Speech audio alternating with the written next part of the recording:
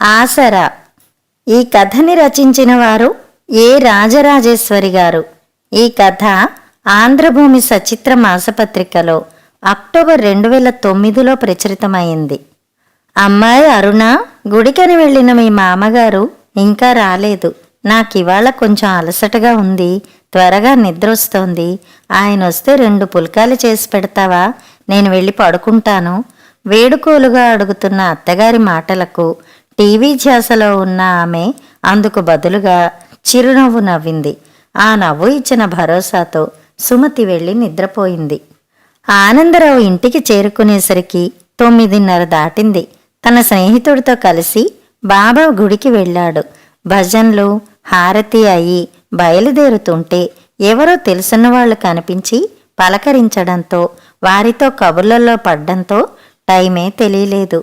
ఆనందరావు సాయంత్రాలు ఏమీ తోచక పార్కుకో, గుడికో, తన స్నేహితుల దగ్గరకో వెళ్ళి తిరిగి డిన్నర్ టైంకి ఇంటికి రావడం అలవాటు. అతడు వచ్చాక కొడుకు, కోడలు, మనవలు భోజనాలు చేసినా తనకి భర్తకి రాత్రులు పుల్కాలు చేస్తుంది సుమతి. మితాహారం తీసుకోవడం వారికి అలవాటైపోయింది. అతడు బయటికి వెడుతుంటే సుమతి మరీ చెప్పింది, కాస్త త్వరగా రండి, ఊరగాయ కని మామిడికాయలు తరిగిపోశాను, అలసట ఎక్కువయింది, త్వరగా పడుకోవాలి అంది. కబుర్ల ధ్యాసలో తన సంగతే మర్చిపోయాడు. స్నానం పూర్తి చేసుకుని డైనింగ్ టేబుల్ మీద గిన్నెలుంటే మూతలు తీసి చూశాడు. గుప్పెడు అన్నం, కొంచెం కూర, గిన్నె అడుక్కి చేరిన రసం కనిపించాయి. కోడల కోసం కిచెన్లోకి తొంగి చూశాడు. అప్పటికే ఆమె పని పూర్తి చేసుకుని నైటీలోకి జారిపోయింది. దానర్థం కిచెన్ వర్క్ క్లోజ్ అయిపోయిందని. తన గదిలోకి వెళ్లబోతున్న అరుణ డైనింగ్ టేబుల్ దగ్గర నిలబడ్డ మామగారిని చూసి క్షణం పాటు కంగు తింది. అంతలోనే తేరుకుని, అత్తయ్య త్వరగా పడుకున్నారు, మీరొస్తారని ఇప్పటివరకు చూశాను. మా భోజనాలు కూడా అయిపోయాయి, ఇక పడుకోవడానికి వెడుతున్నాను.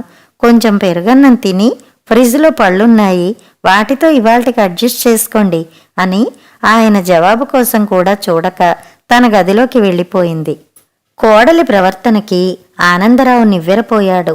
ఎప్పుడో మధ్యాహ్నం తిన్న భోజనం, గుడిలో పిడికెడు ప్రసాదం తిన్నా అది నడిచి రావడంతో అరిగిపోయింది. చిరుతిళ్ళు తినే అలవాటు లేకపోవడం వల్ల అతడికి చాలా ఆకలిగా ఉంది. ఆమె తండ్రి ఒకసారి రాత్రి 10:30కి వస్తే అతడు వద్దంటున్నా వినకుండా టిఫిన్ చేసి బలవంతాన తినిపించింది. తను ఆమె తండ్రిలాంటివాడు కాదా? కోడల్ని తన స్వంత కూతుర్లా చూసుకుంటున్నా ఆమెలో ఎందుకీ వ్యత్యాసం?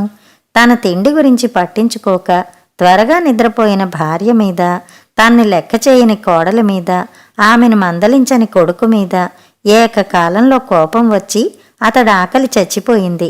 అడుగున మిగిలిన పదార్థాలను తినబుద్ధి కాక మంచినీళ్లు తాగి పడుకున్నాడు. మర్నాడు ఆకలి, నిద్రలేమి వల్ల వాడిపోయి ఉన్న భర్త మొహం చూసి సుమతిలో అనుమానం తలెత్తింది. కోడలతో చెప్పాను మీకు పుల్కాలు చేయమని, తిన్నారా అంది. అతడు జవాబు ఇవ్వక మౌనం వహించడంతో జరిగింది అర్థమయ్యి ఆమెలో ఆగ్రహం కట్టలు తెంచుకుంది. ఇంటి యజమాని అయి ఉండి తిండి లేక నీరసపడిన భర్తని చూసి కోపం, అసహనం వచ్చి, అరుణా, ఒకసారి ఇటురా అంటూ బిగ్గరగా పిలిచింది. ఆనందరావు కంగారు పడ్డాడు. అసలే ఆమెకు బీపీ. కోపంతో కోడలతో గొడవపడి ఆరోగ్యం పాడు చేసుకుంటే తనకే నష్టం. ఆమెను నివారించాడు. పోనీలే సుమతి, ఇంత చిన్న విషయానికి ఆ అమ్మాయిని నిలదీస్తే నొచ్చుకుంటుంది. ఆలస్యంగా రావడం నాదే తప్పు, వదిలే ఇంకా అన్నాడు ఆమెను శాంతపరుస్తూ. అప్పటికే బీపీ పెరిగిన ఆమె భర్త మాటలు ఖాతరు చేయక అరుణా అంటూ మళ్లీ పిలిచింది. అత్తగారి గొంతులోని తీవ్రతకి కాస్త జంకిన అరుణ తనకి సాయం రమ్మంటూ భర్తను రిక్వెస్ట్ చేసింది. నువ్వు ముందు వెళ్ళి సంగతి కనుక్కో, నేను తర్వాత వస్తాను అన్నాడు బద్ధకంగా ఒళ్ళు విరుచుకుంటూ. ఏమిటో చెప్పండి, పిల్లలకు టైం అవుతోంది, స్కూలుకి రెడీ చెయ్యాలి అంది నేలచూపులు చూస్తూ. మీ మామగారికి పుల్కాలు చేసి పెట్టమని చెప్పి పడుకుంటే నువ్వు చేసిందేమిటి? ఆయన్ను పస్తు పడుకోబెడతావా? ఇంటి యజమాని నీకు మామగారు, ఒక్క పూట ఆయనకి 2 రొట్టెలు చేసి పెట్టలేవా? తీవ్ర స్వరంతో నిలదీస్తున్న ఆవిడ మాటలకు అరుణ మొహం వివర్ణమైంది. ఏం చేయమంటారు? ఆయన త్వరగా వస్తే చేసి పెట్టేదాన్ని. మా అందరి భోజనాలు అయిపోయినా కూడా ఆయన రాలేదు. నేను వెళ్ళి పడుకోవాలనుకుంటుంటే వచ్చారు. ఇంట్లో ఏమీ లేకపోతే నన్ను తిట్టండి. కాస్త అన్నం ఉంది, పళ్ళున్నాయి, అవి తినమనే చెప్పాను. ఒక్క పూటకి కాస్త సర్దుకోవచ్చు కదా. ఏదో తప్పు చేసినట్లు నిలదీస్తారేమిటి అంది. ఏమాత్రం పశ్చాత్తాపపడక తిరిగి కౌంటర్ అటాక్ ఇస్తున్న కోడలి వైపు అసహనంతో చూసింది సుమతి. నీ కష్టం లేకుండా రోజూ పనంతా చేస్తున్నాను. ఒక్క పూట ఇంటి పెద్దకి తిండి పెట్టక పస్తు పడుకోబెట్టడం ఏమైనా బాగుందా? నమ్మినందుకు తగిన శాస్తి చేశావు. అత్తగారి ఆరోపణకి తన దగ్గర జవాబు లేక నీళ్లు నమిలింది. ఆవిడ అన్న మాటలో నిజం ఉన్నా మాట పడాలన్న పౌరుషం ఆమెలో విచక్షణను పోగొట్టింది. ఇందాకటి నుంచి చూస్తున్నాను. రిటైర్ అయిన మనిషిని పట్టుకుని ఇంటి యజమాని అంటారు. సంపాదించే మనిషి మా ఆయన యజమాని అవుతారు. ఆయన భార్యగా నేను ఈ ఇంటి యజమానురాల్ని. పెడసరంగా అంటున్న అరుణ మాటలకు సుమతితో పాటు ఆనందరావు మనసు కూడా చివుక్కుమంది. కోడలి మాటలకు సుమతి సహనాన్ని పూర్తిగా కోల్పోయింది. సంపాదించే మీరు ఈ ఇంటి యజమానులైతే మీ కుటుంబం కోసం ఇంత చేస్తున్నాం. మేమెవరమో, మా స్థానం ఏమిటో చెప్పి కదులు అని గద్దించింది. అత్తాకోడళ్ల సంవాదం శృతిమించుతుంటే అప్పుడు లేచి వచ్చాడు సురేష్. ఎవరిని సపోర్ట్ చేయాలా అని క్షణం ఆలోచించాడు. తల్లికి వత్తాస పలికి ఉద్యోగం చేసే భార్యను మందలిస్తే మళ్లీ ఆమెను ప్రసన్నం చేసుకోవడం అంత తేలిక కాదు. తల్లి మీద విసుక్కున్న తల్లి మనసు కాబట్టి తన్ను త్వరగానే క్షమిస్తుంది. ఏంటమ్మా పొద్దున్నే ఈ గొడవ? కోడలంటే కూతుర్లా చూసుకోవాలంటావు. ఇదే నా చూసుకోవడం? అరుణ కూడా కూర్చుని తినడం లేదు కదా.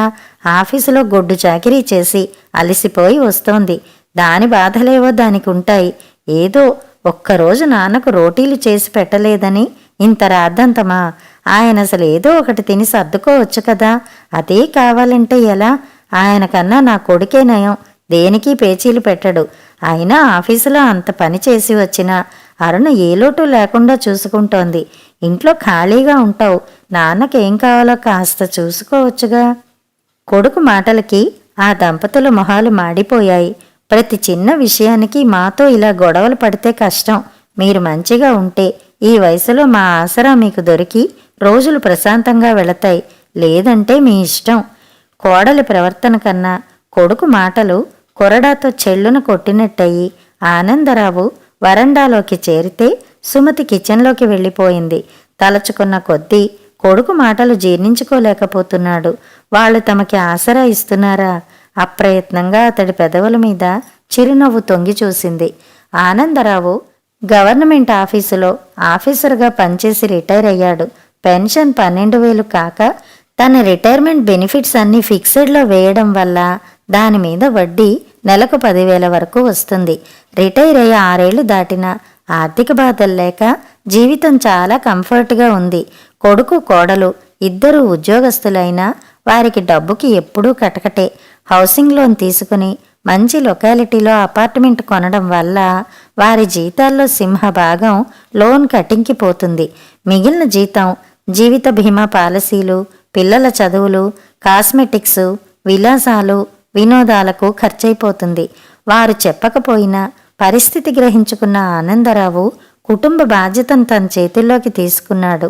పని మనిషి, పాలు, కిరాణా, కూరలు, పళ్ళు అన్నీ అతడు భరించడంతో ఇప్పటి వరకు జీవితం తనిస్తున్న ఆసరాతో ఎటువంటి ఒడిదుడుకులు లేకుండా గడిచిపోతోంది. వారికి తామిస్తున్న ఆసరా గుర్తించక వారేదో తమకి ఆసరాగా ఉన్నట్టు మాట్లాడడంతో అతడిలోని కోపం అవధులు దాటింది. తనకొచ్చే డబ్బులకి తను భార్య ఎక్కడున్నా ఇంతకన్నా దర్జాగా సుఖంగా ఉండగలరు. కనీసం తన భార్యకి అంతమందికి వండి వార్చే పని తప్పుతుంది.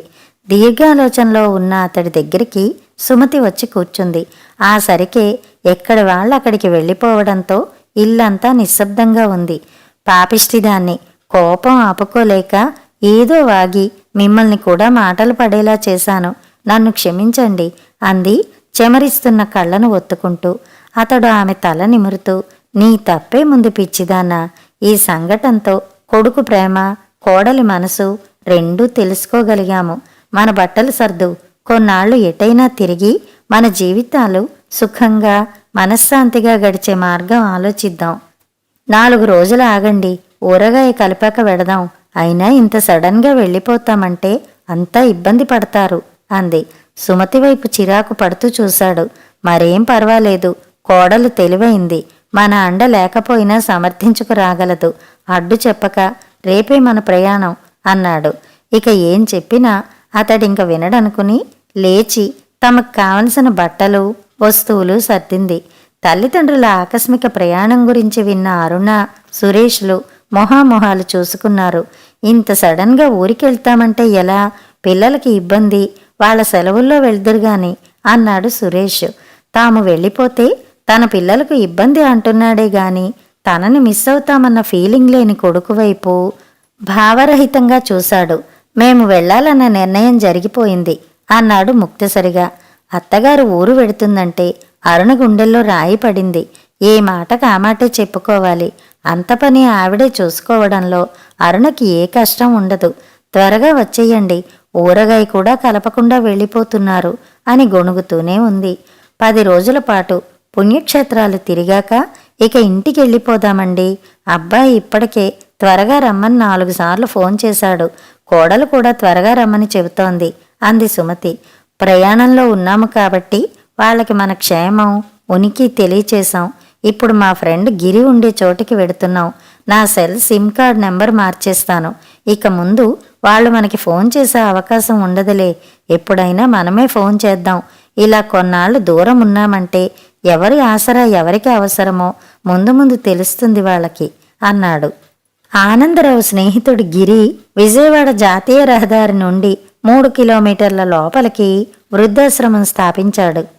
ఆహ్లాదంగా ప్రశాంతంగా ఉంటుంది. వారి వారి తాహతుకు తగ్గట్టు స్పెషల్ రూమ్సు, కామన్ రూములు, షేరింగ్ రూములు వాడుకోవచ్చు. ఉదయాన్నే వ్యాహ్యాళి, యోగా, భజనలు ఉంటాయి. బలవర్ధకమైన పోషకాహారంతో పాటు జీవన సంధ్యలోకి వాలిపోయిన సమవయస్కుల కష్టసుఖాలు, అనుభవాలు ఒకరికొకరు పంచుకుంటూ తమకున్న మానసిక శారీరక రుగ్మతలన్నిటినీ మరిచిపోయి చాలా ఉల్లాసంగా గడపసాగారు. 1 తారీఖు రావడంతో అరుణ సురేష్ల పని కుడితిలో పడ్డ ఎలకలా అయింది. ఖర్చుల ఊబిలో నుండి ఎలా బయటపడాలో అర్థం కాక గిలగిల్లాడసాగారు. తాము కట్టాల్సిన ఫీజులు, బిల్లులు అన్నీ భయపడుతూ నిద్ర లేకుండా చేస్తున్నాయి.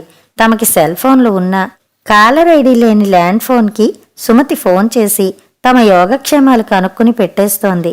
త్వరలో వస్తామన్న జవాబు తప్ప ఎక్కడి నుండి ఫోన్ చేసేది కూడా తెలియనివ్వటం లేదు.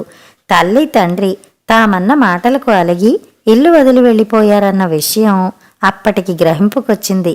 వారి పట్ల తమ అమానుష ప్రవర్తనకి సిగ్గుపడ్డాడు. తమ ఆసరా లేకపోతే మీరు బతకలేరని అవమానించారు. వారి ఎడబాటు తన కళ్ళని పూర్తిగా తెరిపించింది. ఎవరి ఆసరా ఎవరికి అవసరమో జ్ఞానోదయం కలిగించింది. అప్పటికే అరుణ ఇంటి పనితో, పిల్లల చాకిరీతో పూర్తిగా డీలా పడిపోయింది. అత్తగారు లేని లోటు ప్రతి క్షణం వెక్కిరిస్తుంటే ఆవిడ రాక కోసం ఎదురుచూసే స్థితికి చేరుకుంది. మామగారి పట్ల తన ప్రవర్తనకి సిగ్గుపడింది. తనని తన బిడ్డలా ఆదరించే వారి పట్ల మనసు కష్టపెట్టింది. వారి ఉనికి తెలిస్తే క్షమించమని బతిమాలి ఇంటికి తీసుకురావాలని ఆకాంక్షించసాగారు. వారి నెంబర్ ఎలా తెలుసుకోవాలోనని తీవ్రంగా ఆలోచించిన అరుణ నవ్వుతూ చెప్పింది. వారి నెంబర్ తెలియడం ఇష్టం లేక మన ల్యాండ్ ఫోన్కి చేస్తున్నారు. బజారుకెళ్ళి కాలరేడి సౌకర్యం ఉన్న ఫోన్ తీసుకురండి. ఎల్లుండి మీ పుట్టినరోజు, మీకు తప్పక ఫోన్ చేస్తారు. ఆ నెంబర్ను బట్టి వారెక్కడున్నది తెలిసిపోతుంది. భార్య తెలివికి, ఆమెలోని మార్పుకి సురేష్ సంతోషపడిపోతూ ఫోన్ తెచ్చి పెట్టాడు. తన పుట్టినరోజు నాడు తల్లిదండ్రులు తనకి శుభాకాంక్షలు చెప్పాక ఆ ఫోన్ నెంబరు ఈజీగా ఐడెంటిఫై చేశాడు. అది గిరి అంకుల్దని. అమ్మా నాన్నలు వృద్ధాశ్రమంలో ఉన్న సంగతి జీర్ణించుకోలేకపోయాడు. ఎలాగైనా వారి కాళ్ల మీద పడైనా సరే ఇక్కడికి తీసుకువస్తాను. వారి మనస్సు నొప్పించక ఇకనైనా వారిని బాగా చూసుకో అన్నాడు. మీరు ఒక్కరే వెడితే కుదరదు. నేను పిల్లలు కూడా వస్తాం. అప్పుడే వారు పూర్తిగా కరుగుతారు. మనవల కోసమన్నా మన వెంట వస్తారు అన్న అరుణ్ సలహా నచ్చి అంతా కలిసి కారులో బయలుదేరారు.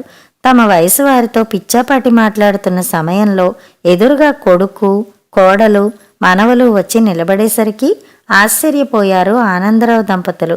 తమని అందరూ చూస్తున్నారన్న స్పృహ కూడా లేకుండా, ఏం పనిది నాన్న, మా మీద అలిగి వచ్చేయడం ఏం బాగాలేదు.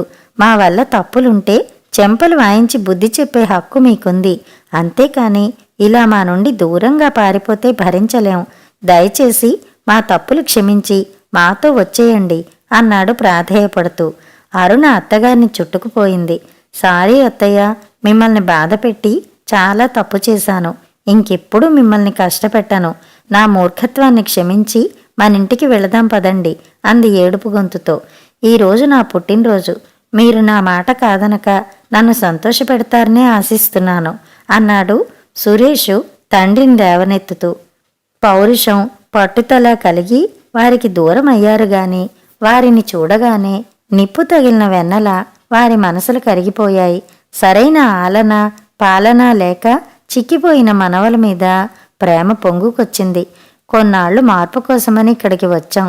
మిమ్మల్ని వదిలి మేం మాత్రం ఉండగలమా అంటూ తను కొత్తగా కొనుక్కున్న చేతికర్రని ఊతంగా చేసుకుని నడవబోతున్న అతడి చేతిలోని ఆ కర్రను లాక్కుని దూరంగా పారేశాడు సురేష్. నాన్న, నేను ఆ రోజు మీకు ఆసరాగా ఉంటానన్న మాటకు అర్థం ఇది అంటూ తండ్రి చేతిని తన భుజం మీద వేసుకున్నాడు. వారిలోని మార్పుకి ఆ దంపతుల మనస్సు పులకించింది. అందరి దగ్గర వీడ్కోలు తీసుకుని బయలుదేరిన వారి కారు ఎటువంటి కుదుపులు లేకుండా సాఫీగా నల్లేరు మీద పరుగులా ముందుకు సాగిపోయింది. కథ సమాప్తం.